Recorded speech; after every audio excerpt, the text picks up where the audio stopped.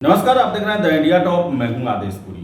कल नेपाल और बिहार के बॉर्डर पर 3 उज्बेकिस्तान की लड़कियों को पकड़ा गया और इसके साथ ही साथ आपको बताएं कि उनके साथ उनके 2 भारतीय सहयोगियों को भी पकड़ा गया जो कि उसी इलाके के रहने वाले हैं। और आप समझ सकते हैं कि महज 900 रुपये में ये बॉर्डर क्रॉस करके भारतीय सीमा में चली आई, जबकि इनके पास भारत का वीज़ा नहीं था।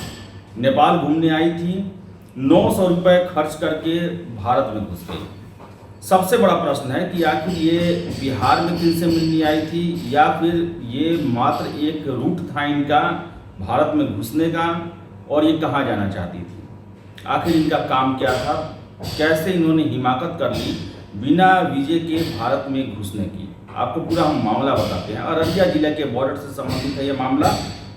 आपको बताएं कि बिना किसी आवश्यक दस्तावेज के अवैध तरीके से नेपाल से भारत क्षेत्र में घुसी उज्बेकिस्तान की 3 महिलाओं और 2 भारतीय युवकों को एसएसबी ने गिरफ्तार कर लिया है।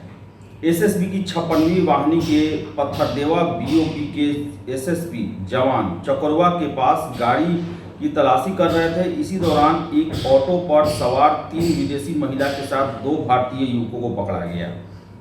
आपको बताएं कि नेपाल सीमा क्षेत्र से भारतीय सीमा क्षेत्र में बिना किसी आवश्यक दस्तावेज के प्रवेश करने के बाद ऑटो पर सवार होकर भारतीय क्षेत्र में कहीं जा रही थी। इन लोगों ने बॉर्डर पर 900 रुपये में ऑटो को किराया दिया था और हिरासत में ली गई 3 जो महिलाएं हैं और 2 भारतीय पुरुषों से इनसे एसएसबी, पुलिस, इमिग्रेशन और जो जांच एजेंसी है वो पूछताछ कर रही है।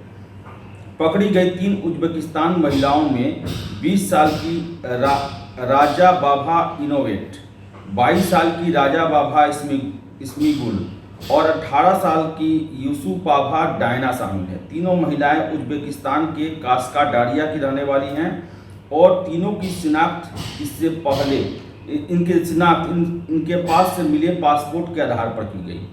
वहीं इनके साथ हिरासत में लिए गए दोनों भारतीय युवक नरपतगंज बसंतिया के रहने वाले हैं, जिनमें एक 24 साल का मोहम्मद इस्माइल और दूसरा जो है 19 साल का सरोज कुमार शाह है। जांच एजेंसी को पूछताछ में पता चला कि हिरासत में ली गई उज्बेकिस्तान की तीनों महिलाएं नेपाल में काठमांडू घूमने के लिए आई थी और पिछले कई दिनों से नेपाल घूम रही थी।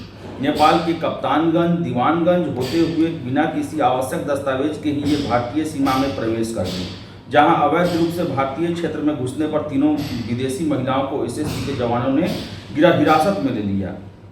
लेकिन इन सब के बीच हिरासत में लिए गए तीनों विदेशी महिलाओं के बिना किसी आवश्यक दस्तावेज के भारतीय क्षेत्र में प्रवेश के पीछे सबसे बड़ा सवाल है, आखिर इनकी मंशा क्या थी।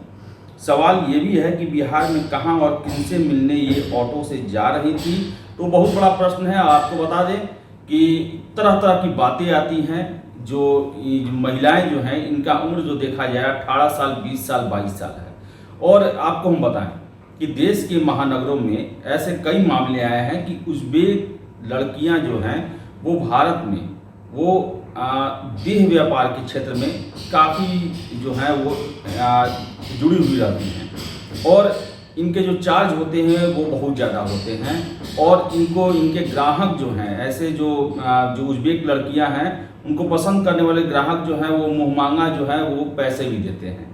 तो संभावनाएं ये भी हो सकती है कि इन्हें वीज़ा नहीं मिला तो नेपाल के मार्फत जो दलाल होंगे वो बताए होंगे कि आप नेपाल चले आएँ। नेपाल से भारत और नेपाल का बॉर्डर जो है एक तरह से ओपन है और नेपाल से इंडिया में आने जाने के लिए कोई भी वीज़ा, पासपोर्ट की ज़रूरत नहीं होती है। तो आपको हमारे दलाल जो हैं वो हमारे ठिकानों तक पहुंचा सकते हैं।